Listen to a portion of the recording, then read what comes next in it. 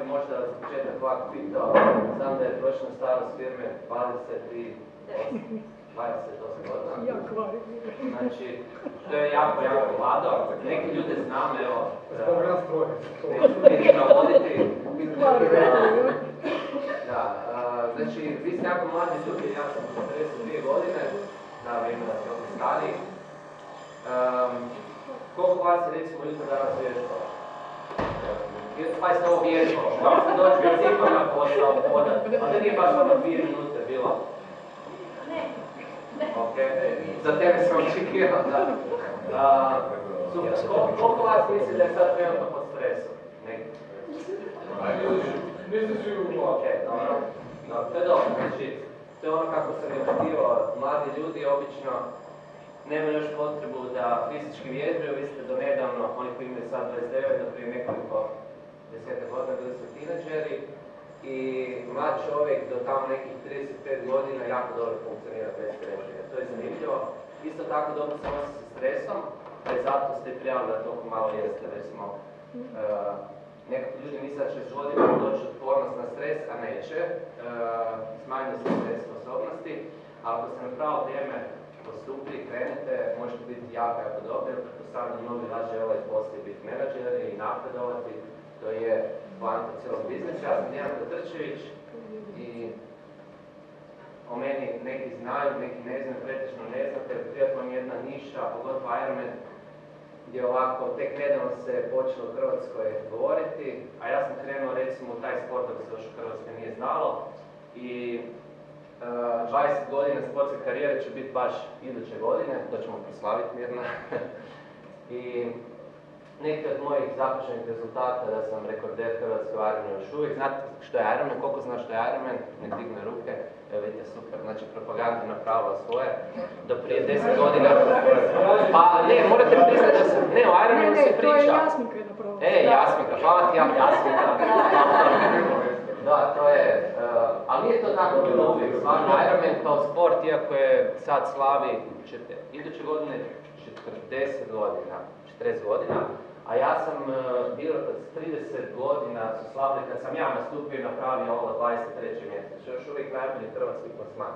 Pazite, to je utrka koja filtrira više 20-ak ključnih utrka u toj disciplini, da samo najbolji idu na to svjetsko prvenstvo. Ja sam došao iz Hrvatske koja uopće nije zapravo zamislila da vi morate uspjeti u jednom biznisu koji uopće nema za sebe poslovnu inteligenciju kao organizaciju, nego ste vi u nekoj garaži napravili jedan uspjeh 23. u svijetu.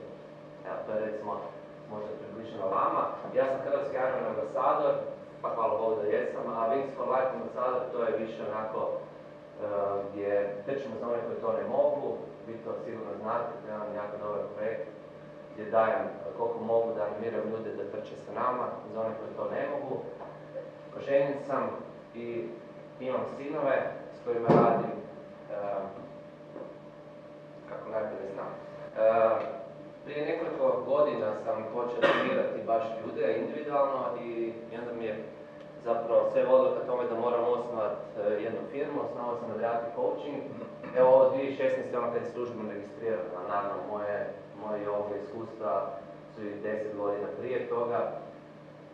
Adriatic Coaching, što, zašto? Nekako htio sam da to bude nešto prepoznatljivo za Hrvatsku, jer mi jesmo sad na Jadranu, htjeli ili ne htjeli, mi sjednemo u auto, mislimo se sat vremena dolje, pa i cijela regija Italije, i Slovenije, pa sve to nekako vezano za naš kraj i postoje zapravo nekakve metode, o kojom ću pričati, koje sam implementirao, koje su prepoznatljive gdje ja mogu zapravo trenirati neko koji je u medici.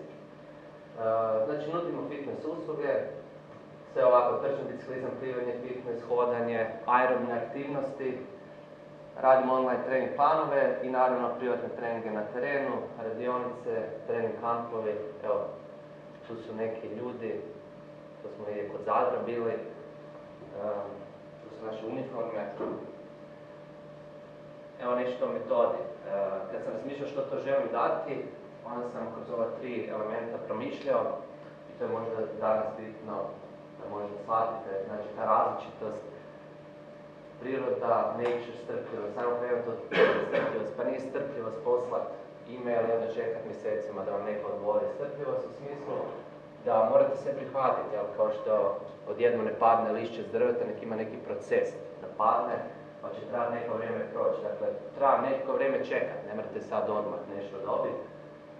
To je ključno u mojoj metodi, ne biste vjerovali danas ta vrlina sve manje izražena.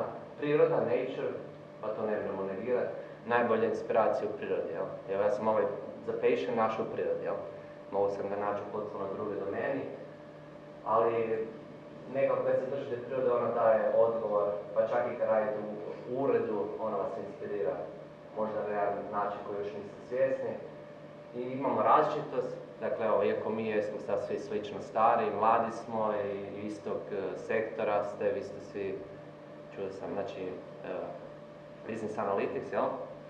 Ipak je velika različitost među vama, neki su ženi, neki nisu i tako. Znači, sad ću vam pokazati kako, recimo, su te metode mijenjale naš pristup u radu. Recimo, ta različitost koju možete primijeniti na hrani, jer ljudi mi često, sad su me kolege pitali kao što jesti ili da li radim nutricionističke planove, jako je mudro biti različiti. Mudro je i u hrani jest različitost i shvatiti da je ta različitost među vama i vašim kolegom vaša snaga. I ona nije slabost. I ona potiče na individualni trening. Dakle, iako imamo grupni cilj i mi možemo sutra, ako ćete se priključiti cijelom ovom programu, da imamo jedan cilj, to još uvijek ne znači da vi imate iste programe. Dakle, svako može imati i treba imati individualni trening i to je ono zapravo ideja Radical Coaching. Priroda smo rekli, evo ovdje ja plivam u Neparu. To je sad ovakva slika za vas uredno, po meni je onako, kako bih rekao, abstraktno čak, ali to je Adriatic, ne? I vi svaki put kad ste na moru, uzmite godišnje odmore, vi ovo imate. Dakle, to je...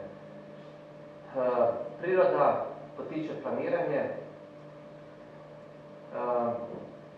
Iako pretpostavimo prirodu, samo pitanje vremena kada ćemo izgubiti.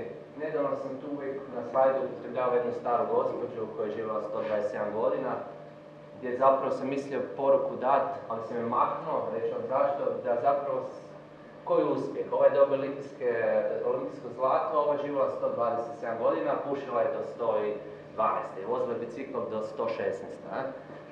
Ali onda mi to nije išlo jer zapravo se ovdje radi konkretno o fitnessu kao cilju. Dakle, toj ženi nije bio cilj živjeti zdravo, nije bio cilj ni dugo živjeti, to se desilo. A mi zapravo moramo, kada imamo sportski cilj, mi moramo ostati motivirani i pronalaziti rješenje, ne možemo nešto samo prepustiti da se desi. Ali ipak,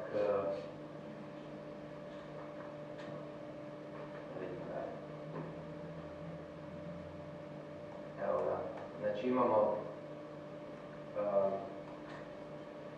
taj jednodnevni cijeloživotni športski cilj.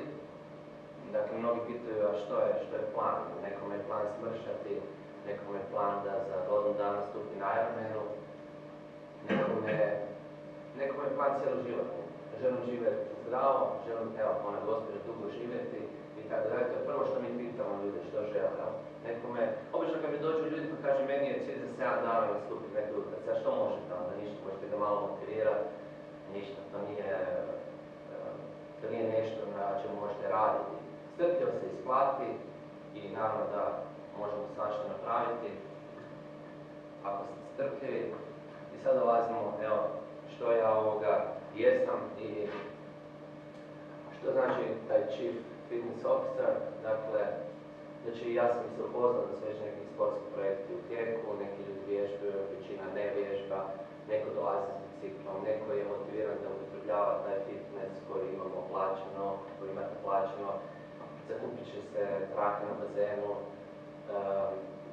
To je nekako moj sad zadatak da ja to sve objedinim, da pronađemo neko rješenje da bi se što vas više aktiviralo u tome. Iako vam to sad možda zvuči, ja neću, ali u konačnosti bilo bi dobro. Pronaći ćemo individualne rješenja, dakle ja ću nekoliko puta dolaziti po potrebi, ja ću pričati sa vama, to mi je ideja da vas upoznam, da nađemo za svakog rješenje. I to je jedan proces gdje ćete se vi, ako želite uključiti, znači ćemo tijelo u radni tijelo. Dakle, sada sam vas pitao da li ste došli možda za biciklom, da li možda neko ima 20 minuta da prošeće. Danas je bio dobro jutro, odnosno nije bilo tako hladno, suho je bilo, mogli ste imati neki kardio, no sad je to već malo specifično. Biću dostupno za dodatno savjetovanja, dakle Skype, telefon i tako dalje, to ćemo organizirati. Mi imamo i nekoliko trenera koji rade reality coaching koji će biti na usluzi.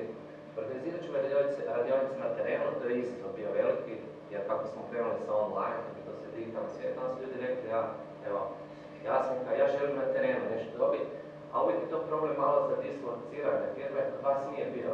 Iako ste vi u jednom trenutku na putovanjima, neko u London, neko je uspred, ali vi ste ovdje centralno u Zagrebu, to je super i možemo i ponudit ćemo organizirane treninge, ali to je isto o tome više poslije. Eto, to je moj zadatak. Pa recimo športski ciljevi, možda da naglasimo što je športski cilj, dakle, športski ciljevi mogu biti, to bi nazvali fitness ciljevi, jer kad kažete sport, onda je to nema došao jedan potrčić, on je vrhunski sportaš, priča samo o sportu. Ja bih htio da vi shvatite da športski cilj u biti, to su svi ciljevi koji nije baš želim živjeti vječno, želim, ne znam, znači mora ići u domenu da vi nešto radite sa svojim tijelom. I sad, ja sam našao da među vama sigurno će se neko naći od ovih 5, da želi plan, ne želi plan, a želi neki grupni trening, doći ćete, vidjet ćete, možete se onda uključiti i ići po planu. Neki žele plan, a ne žele cilj. Ja želim samo do proljeća ili želim se uključiti u proljeće, ali ne želim cilj, postavit ću ga poslije. Ti ljudi obično, ili vi koji tako razmišljate, možda imate strah od nekakvog nastupa, od pokazivanja usporedbe. Ne vidim neko da ima problema s težinom, obično ljudi koji kad je čovjek malo više kilograma, onda ne želi imati taj cilj. Sa planom, ali moj cilj, to je poanta. Sad, da li će po planu dopustiti, ali neće, ali to je ideja, to je isto dobro, jer kad imate cilj i imate plan, mi lako možemo vas poslije usmjeriti neki grupni cilj. Sa planom grupni cilj, taj je najbolji za poslodavca. To ste svi potencijalni koji bi tako trebali razmišljati. Znači, što bi značilo sa planom i grupni cilj? Na primjer, odredimo da ćemo nastupiti na Wings for Life kao grupa i imamo jedan plan, svaki ima individualno, ali jedan je plan koji se radi od jednake dužine, za jedan cilj i tako dalje i to je primjer broj 4. 5, ko se vidi u 5?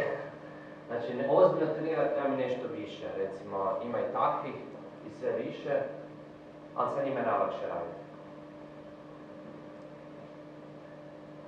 Evo, sportove koje savjetujem, a ima ih nekoliko, a nisam stavio nogomet. Koliko vas iz nogometa? Nema tu nogometa, jedan? Koji? Super, da. Znači, nisam stavio nogomet, o tome ću pričati poslije možda individualno s vama. Nogomet se drži u sebi trčanje i tako, onaj fitness koji vi dobite, koji utjecaje na srce i krvni sustav je. Nogomet je fenomenalna stvar, osnovna igra i potiče na tim i tako dalje, ali većina ljudi će se naći u ovome. Trčanje, biciklizam, plivanje, triatlon, Ironman, trail utrke, pustolovne, mountain bike, outdoor fitness. Šta je outdoor fitness?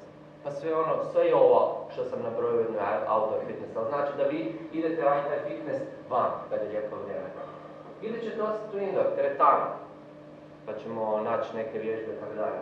I možemo raditi kombinacije svih tih sportova, pa onda možemo imati štafete, pa čuo sam da ste imali štafetu u Puli, što je super stvar. Iako je vrlo specifično, morate naći nekog čovjeka koji pliva, a trčat može svako, a i ne svako vozi bicikl, jel?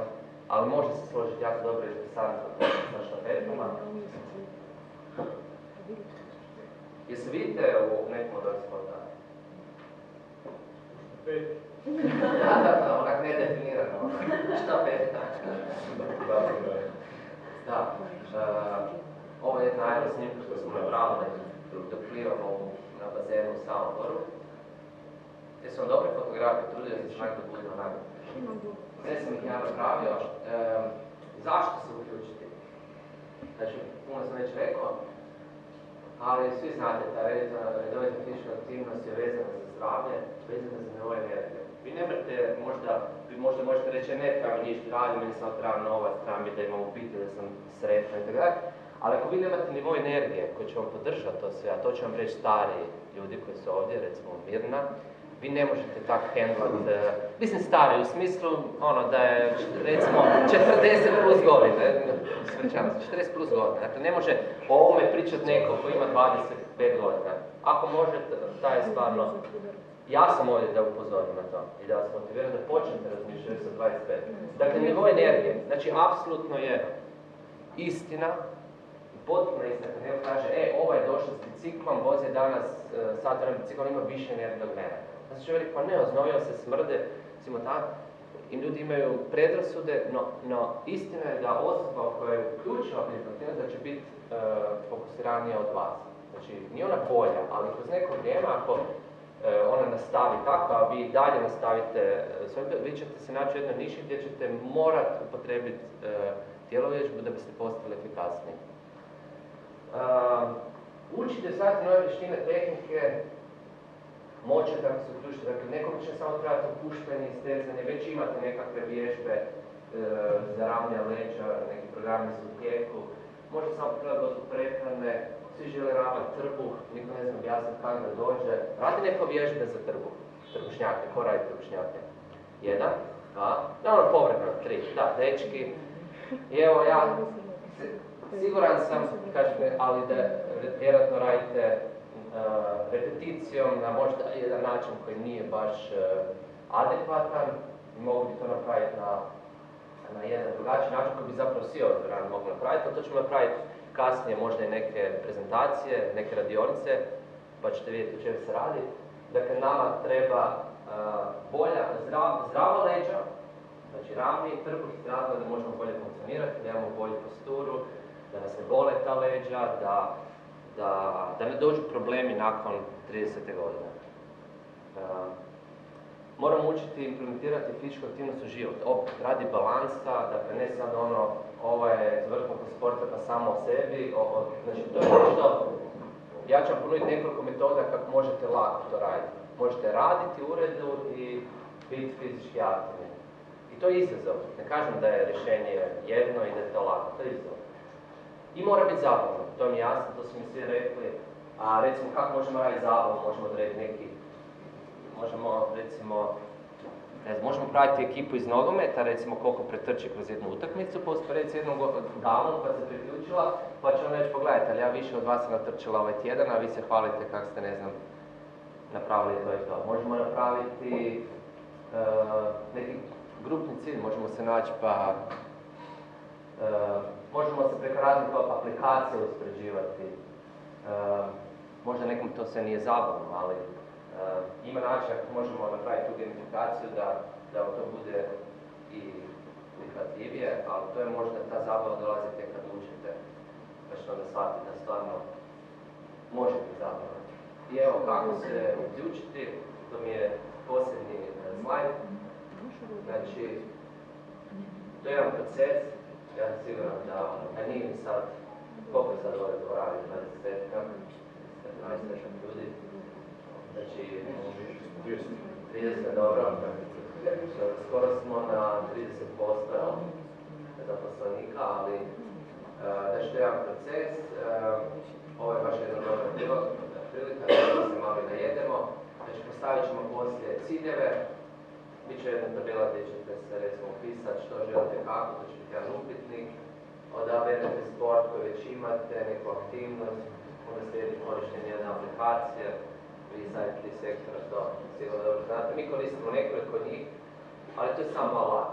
On će samo služiti da mi izmijenimo informacije, vi sa trenerom, ja sa vama. I povremeni dolazak na radionicu, grupni trening, na nekom rasporedu, to ćemo vidjeti. A sad se sjetite da sam i ovo imao, pa ću samo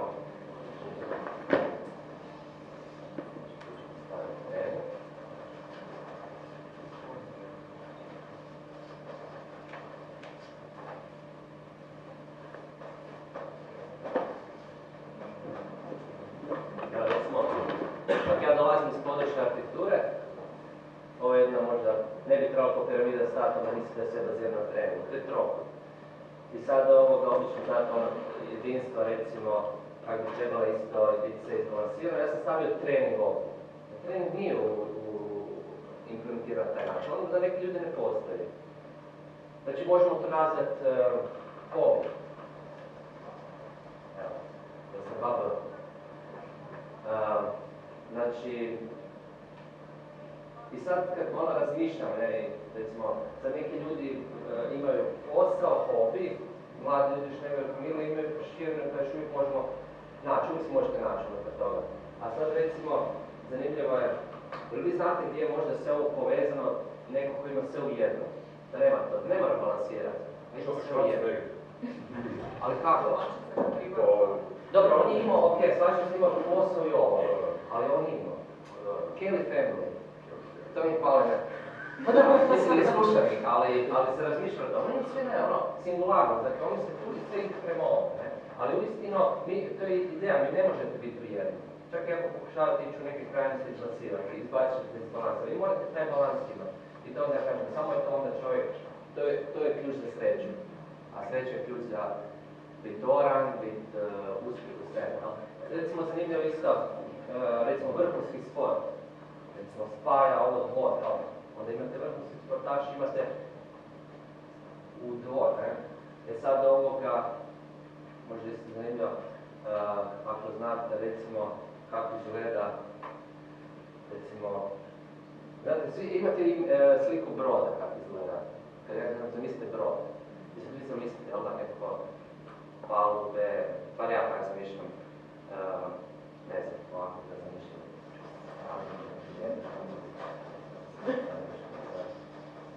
Dakle, neke dine, jel? Možda neki bazen, tako? A taj brod je ponuđen da zapravo ima sve, biti da jedan dobar balans, a vi znate kako. Ja sam sad nedavno vidio, ovako izgleda brod. Tako izgleda brod. Desni brod. I pardon, još ima ovako.